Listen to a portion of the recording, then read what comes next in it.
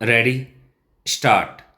अध्यक्ष महोदय, मैं कल कह रहा था कि वित्त मंत्री जी ने जिस संदर्भ में यह बजट प्रस्तुत किया है और जिन परिस्थितियों की पृष्ठभूमि में वित्त मंत्री का भार संभाला है, उस दृष्टिकोण से यदि हम बजट को देखें तो हम इस परिणाम पर पहुंचेंगे कि वित्त मंत्री जी ने निश्चित तौर पर ऐसा काम किया है जिसके लिए वे धन्यवाद के पात्र हैं।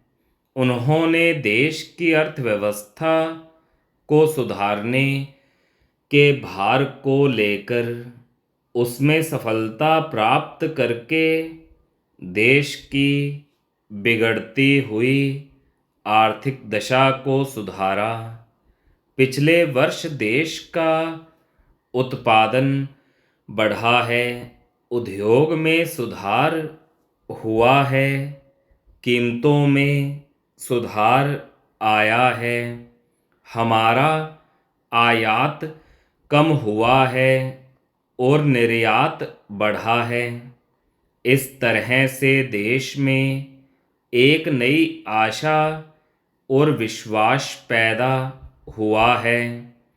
इस वर्ष के बजट द्वारा भी उन्होंने पिछले वर्ष के कार्यक्रम को जारी रखने की कोशिश करने का प्रयास किया है।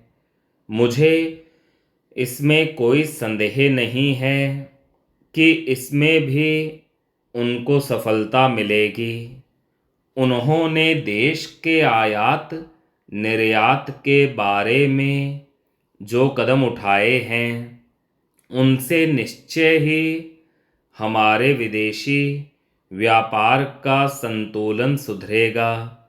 यह निश्चय के साथ कहा जा सकता है।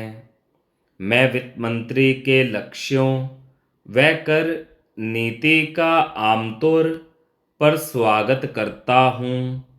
यद्यपि मैं मानता हूँ कि इस कर व्यवस्था के द्वारा मध्य वर्ग पर बोझा पड़ेगा, परंतु इस देश में हमें पंचवर्षीय योजनाओं को जारी रखना है।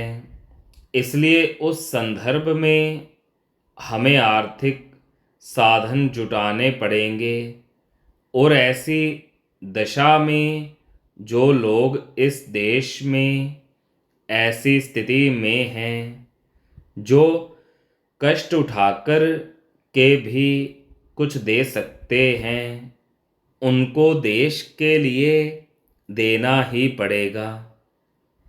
इसलिए वित्त मंत्री जी के इन कदमों का भी मैं स्वागत करता हूँ, परंतु साथ ही साथ मैं नम्रतापूर्वक यह अवश्य कहना चाहता हूँ कि वित्त मंत्री महोदय ने किसानों पर जो भी नए कर लगाए हैं उनके ऊपर वे फिर सोचें।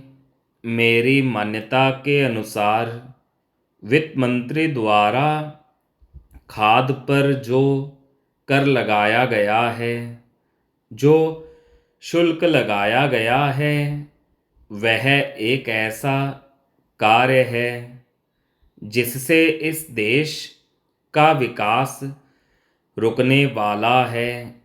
उन्होंने अपने बजट भाषण की भूमिका में कृषि संबंधी कच्चे माल के उत्पादन के लिए पूंजी लगाने की आवश्यकता पर जोर दिया है।